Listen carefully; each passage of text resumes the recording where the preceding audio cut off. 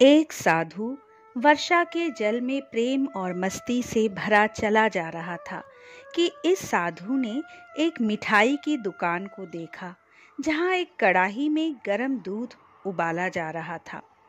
तो मौसम के हिसाब से दूसरी कड़ाही में गर्मा गर्म जलेबियां तैयार हो रही थी।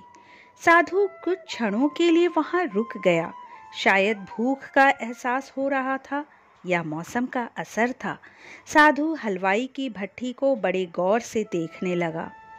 वह कुछ खाना चाहता था, लेकिन साधु की जेब ही नहीं थी, तो पैसे भला कहाँ से होते। साधु कुछ पल भट्ठी से हाथ सेकने के बाद चला ही जाना चाहता था कि नेक दिल हलवाई से रहा ना गया और एक प्याला गरम दूध और कुछ जलेबियां साधु को दे दी।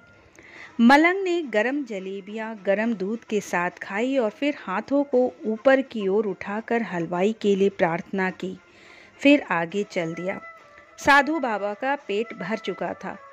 दुनिया के दुखों से बेपरवाह वे फिर एक नए जोश से बारिश के गंदे पानी के छींटे उड़ाता चला जा रहा था। वह इस बात से बेखबर था कि एक युवा नवविवाहिता जोड़ा भी वर्षा के जल से बचता बचाता उसके पीछे चले आ रहे हैं। एक बार इस मस्त साधु ने बारिश के गंदे पानी में जोर से लात मारी। बारिश का पानी उड़ता हुआ सीधा पीछे आने वाली युवती के कपड़े को भिगो गया। उस औरत के कीमती कपड़े कीचड़ से लथपथ हो गए। उसके युवा पति से ये बात बर्दाश्त नहीं हुई, इसलिए वह आस्तीन चढ़ाकर आगे बढ़ा और साधु के कपड़ों से पकड़कर कहने लगा, अंधा है, तुमको नजर नहीं आती? तेरी हरकत की वजह से मेरी पत्नी के कपड़े गीले हो गए हैं और कीचड़ से भर गए हैं। साधु हक्का बक्का सा खड़ा था, जबकि इस युवा को साधु का चुप रहना नाखुशगवार गुजरा।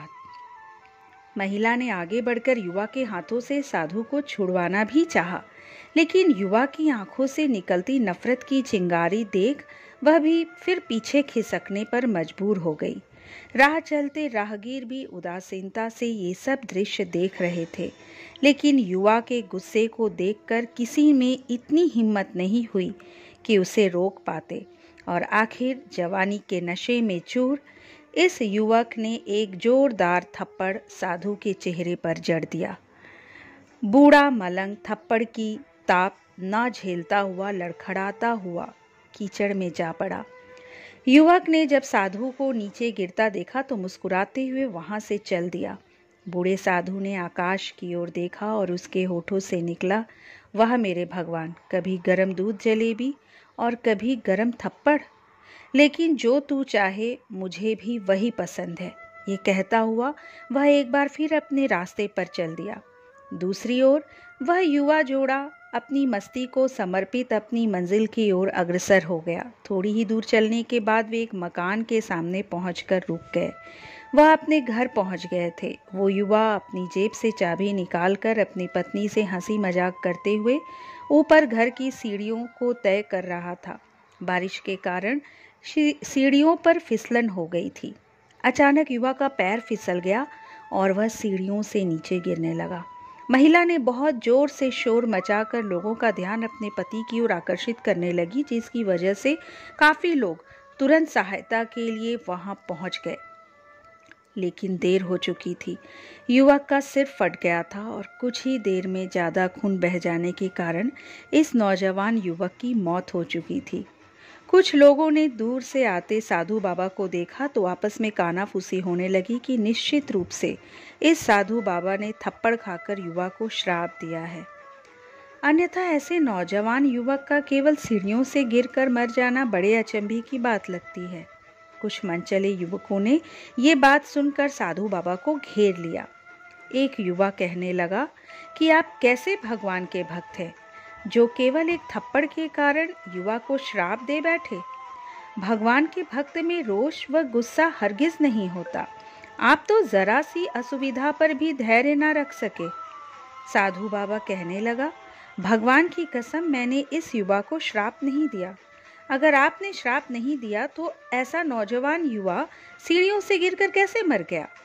तब साधु बाबा ने दर्शकों से एक अनोखा सवाल किया कि आप में से कोई इस सब घटना का चश्मदीद गवाह मौजूद है? एक युवक ने आगे बढ़कर कहा, हाँ, मैं इस सब घटना का चश्मदीद गवाह हूँ। साधु ने अगला सवाल किया, मेरे कदमों से जो कीचड़ उछला था, क्या उसने युवा के कपड़े को दागी किया था? युवा बोला, नहीं, लेकिन महिला के कपड़े जरूर खराब हुए थे। मलंग ने युवक की बाहों को थामते हुए पूछा, फिर युवक ने मुझे क्यों मारा? युवा कहने लगा, क्योंकि वह युवा इस महिला का प्रेमी था और यह बर्दाश्त नहीं कर सका कि कोई उसके प्रेमी के कपड़े को गंदा करे, इसलिए उस युवक ने आपको मारा। युवा की बात सुनकर साधु बाबा ने एक जोरदार ठहाका बुलंद किया और यह कहता हुआ वहां से विदा हो गया, तो भगवान की कसम, मैंने श्राप कभी किसी को नहीं दिया, लेकिन कोई है जो मुझसे प्रेम रखता है। अगर उसका यार सहन नहीं कर सका तो मेरे यार को कैसे बर्दाश्त होगा कि कोई मुझे मारे? और वह इतना शक्तिशाली है कि दुनिया का बड़े से बड़ा राजा भी उसकी लाठी से डरता है। उस परमात्मा की लाठी दिखती नहीं और आवाज भी नहीं करती, लेकिन पड़ती है तो बहुत दर्द देती है। हमारे कर्म ही हमें उसकी लाठी से बचाते हैं। कभी किसी को परेशान ना करो, कभी किसी का दिल ना दुखाओ। हिसाब हर चीज का देना पड़ता है। हर हर महादेव। जय श्री राम, जय श्री कृष्ण। दोस्तों, ये कहानी अगर आपको पसंद आई हो तो कृपया इस वीडियो को लाइक करें और ऐसी ही बहुत सारी कहानी को सुनने के लिए चैनल को सब्सक्राइब जरूर करें। धन्यवाद।